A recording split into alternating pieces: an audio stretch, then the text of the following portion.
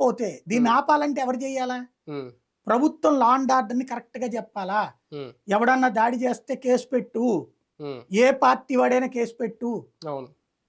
Arrest చేయి, జైల్లో పెట్టు ఉమ్, అని చెప్పు.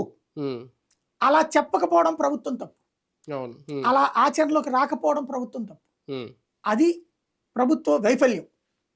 అవును. అది ఇప్పుడు ఆలోచించుకోవాలి. 2024లో గెలిచిన తర్వాత బాబు గారు ఇదొక కొత్త రాజకీయ పందా అని అనుకోవాలి. ఇంతకుముందు గతంలో చూసుకుంటే ఓడిపోయిన వాళ్ళు గెలిచిన పార్టీలోకి వెళ్ళడం, ఇప్పుడు ఈ కర్నూలులో కానీ భూమాకిల్ వీళ్ళందరూ అటు ఇటు పార్టీలు మారిన వాళ్ళే వీళ్ళందరూ.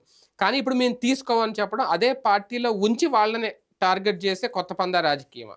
అంటే వాళ్ళకి అవకాశం లేదు కాబట్టి తీసుకోవట్లే. అవసరమైతే తీసుకుని ఉండేవాళ్ళు. క్రిందటిసారి తక్కువ ఉమ్, మెజారిటీ వచ్చింది కాబట్టి 102 వచ్చింది కాబట్టి తీసుకున్నారు అవును, అవును. 23 మంది. ఉమ్, ఉమ్, ఈసారి 164 వచ్చాక ఉన్నోళ్ళకే అకామిడేట్ చేయలేకపోతుంటే ఉమ్. ఇంకా కొత్తగా ఏం అంటే తీసుకుంటారు? తీసుకొని ఉంచుకోవచ్చు, పదవులు ఇవ్వాలని రూలే ఉంది వీళ్ళకి. ఏదో ఏం చేసుకోవాలి? మేము అధికార పార్టీలో ఉన్నావా లేదని చెప్పుకోవడానికి, అప్పుడు లోకల్ బూతులు గా వాళ్ళ తిట్టరా ఏంటి? లోకల్ గా ఉన్నటువంటి వాళ్ళ నాయకులు, వ్యాపారాలు కొనసాగించుకోవడానికి అధికార పార్టీలు ఉంటే కలిసి వస్తుంది అనేదే కదా, అదే అందుకే కదా లోకల్ గా పార్టీలు ఉన్న మారేది. నాయకులు ఎందుకు ఊరుకుంటారని.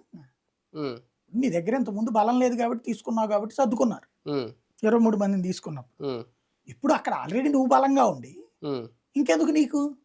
అవును. ఉమ్. ఇప్పుడు 31